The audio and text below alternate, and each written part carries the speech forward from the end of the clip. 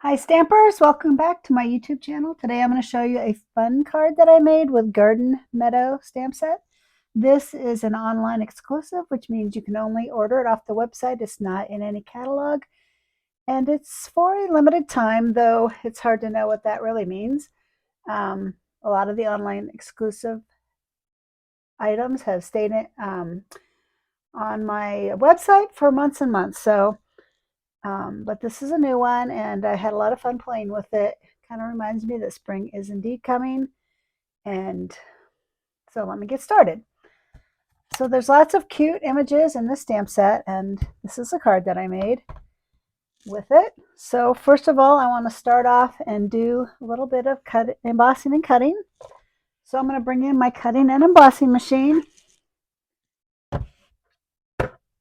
and I'll go ahead and cut out the little frame here first. To do that, I used the Countryside Corners dies, and I used the fourth one in, this one, and I also used the biggest one to cut out a frame that goes inside the card here, which I didn't actually show you before, but I'll show you when I actually make the card. So I really have enjoyed using the Countryside Corners. You want to use the 1 plate, the 2 plate, the 3 plate. Put the cutting side down on your paper and then cover with another 3 plate. And run it through your machine. And I did the same thing with the larger one. Let's see if I can get this out without knocking my lights over, which would be kind of funny. All right, so can't see it, but here's that one. And now I'm going to remove my 2 and 3 plates. So all I have is a 1 plate on the bottom. And then I'm going to put my specialty, well, actually, this is the exposed brick embossing folder that I'll be using. And I'm going to put my paper in between it. Sorry, you can't hardly see it. I'll show you when I pull it out, but there it is. All right, so I put that between the 1 plate and the 4 plate, which is the specialty embossing plate. Specialty plate, I think it's called. It's just a little bit thicker than the other plates, and you only use one of them. You don't sandwich it. All right, so get that out of there. So this is what it looks like when you put it in there. And you want to make sure the Stampin' Up! Black logo is up top, and then this will give you an embossed image. If it was on the bottom, you get the debossed image. For this particular one, I like the embossed or the raised image, and so that's what we're going to be using. So it's just quite that simple. Take a 8.5 by 5.5 piece of cardstock, score it at 4 1/4. We're going to fold it in half and take our bone folder and give it a nice crisp edge. And this will go next. I may as well go ahead and glue this down.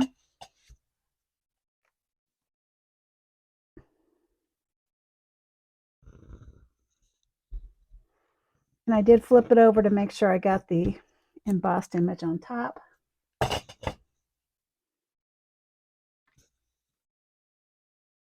Really just such a quick card. There we go. And remember I said I had already done one of these. That goes on the inside. These two will go on the outside. And now I'm going to stamp my images. Oh, here they are. All right. So I'm going to take my tuxedo black pad and open it up. I'm going to put the fence on the bottom, which the dies have a really cute coordinating fence, which I'll show you on another card that I haven't videotaped it yet, but I will. So this is going to go on the bottom one, like so. And on the top one we have words and 2 little cute stamps. I'm going to start with the watering can over on the left. I kind of stamped it at an angle. And I think I'll do the words next to make sure I can fit everything on there.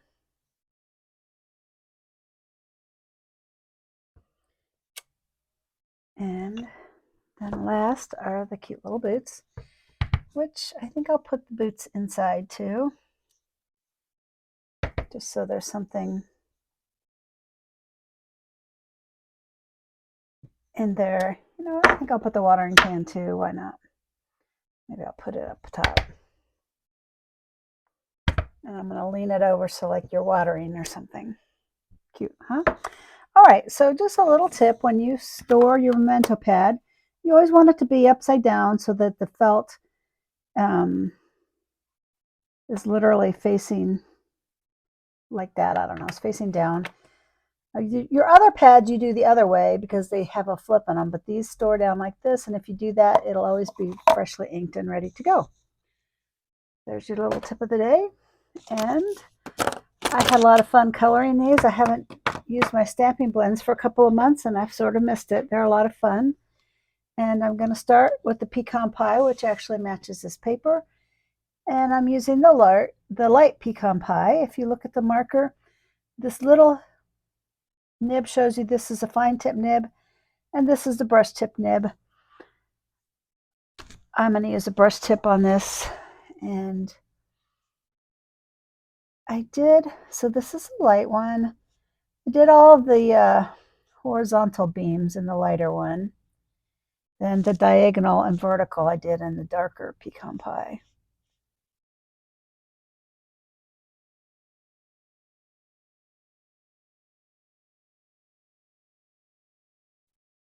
You know, I'm kind of not doing a very good job, so let me flip it over and use a fine tip.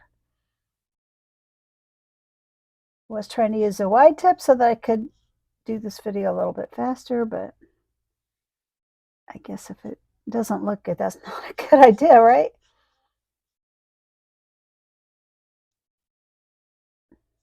So, you know, everyone can be an artist with these markers. They are very forgiving and they just give stunning results. They're alcohol based, and so they are more vivid than a regular marker.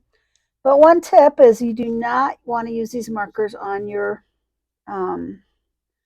stamped images, and especially not the clear ones, because the alcohol in them will dry out your stamp, and well, for one thing, it just doesn't work, and secondly, you will ruin your stamp. The alcohol will dry it out, and I suppose if you did it, you know, very often, it would eventually be brittle and crack. And I've had a few that did that. Not this style because I'm very careful with them, but some of my older ones got dried out, so that really does happen. All right, now I'm bringing in the darker marker just to try to give it a little bit of I don't know, appearance of light maybe, or just make it look a little different.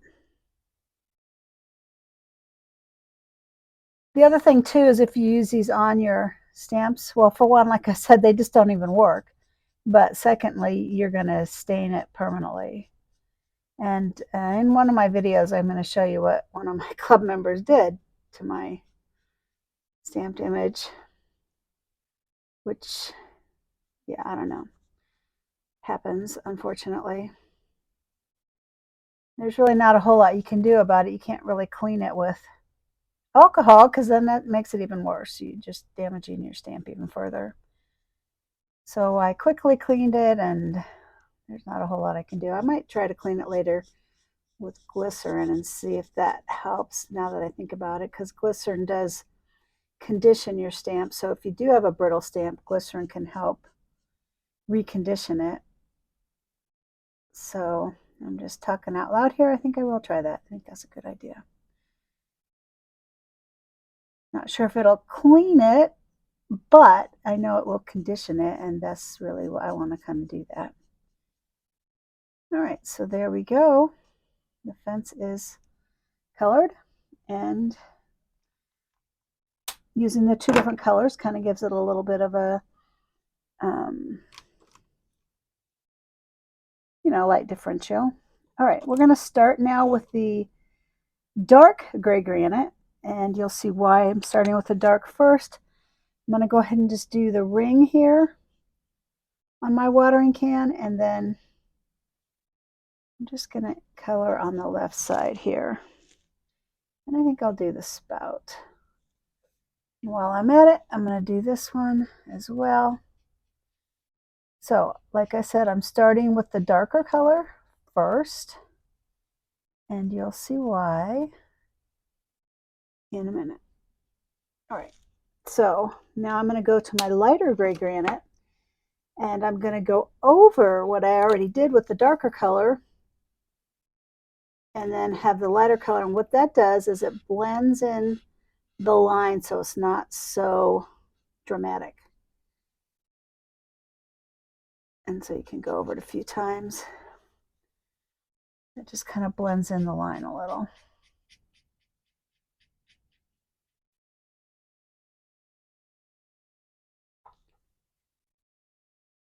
And I can go over it again to try to blend those lines a little bit better. And it does take a minute or two to dry, so what you start out with might not be what you end up with. And I'm going to do the same thing. I'm going to start with the dark Pretty Peacock, and I'm going to do the top right there. I think I'll do this tie. I guess that's a tie. I don't know what that is. Just a little line on the left side. And I'll do the same on the inside panel. There we go. And now I'm going to take the light Pretty Peacock and finish my boots off. So I have to say, I'm in the Midwest of the United States, and it really has been a mild winter, I mean, for Illinois. But it is starting to get kind of nasty now, and really shouldn't be complaining, but I'm already ready for spring. And I'm an avid gardener. I really enjoy my garden. So,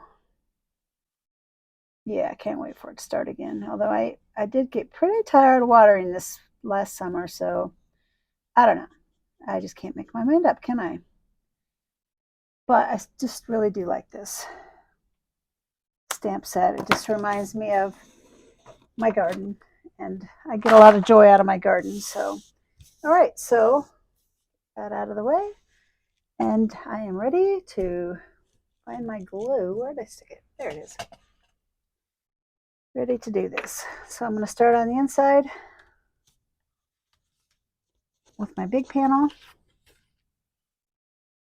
And the reason you put a light panel on the inside if you have a darker cardstock is, well, A, it looks good, and B, it's a lot easier to write on white and to see it rather than a darker color, although this color really isn't all that dark.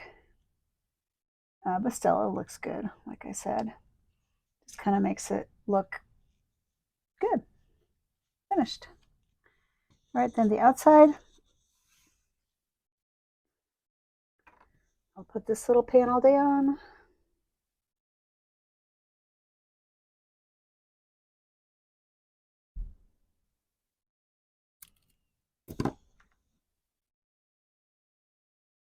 Cut my fingernails, and I'm having a really hard time picking these up now. So, could use the paddle on Take a Pick tool, I suppose, to do that. There we go.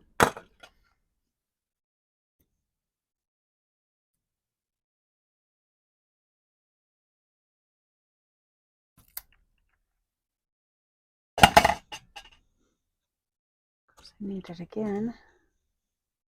There we go. Now for the ribbon for this card, I had some old retired craft rope trim, that actually looked really close to pecan pie, and I didn't have any pecan pie ribbon, so I went ahead and used that. And I always find that the best way to put trims on is with a glue dot. So that's what I'm going to do. And if you push the ribbon onto the glue dot and peel it off, usually it'll come off. Not always, but generally. Put it right there, and look at how perfectly that matches. So yeah, if you have retired stuff, use it. Find when you can use it and do. So there's my card, and it's pretty quick. There's the inside. How cute is that? Thanks for stopping by today, and if you like this video, please give it a thumbs up and subscribe to my channel. Leave me a comment. I really appreciate it, and have a good day. Bye now.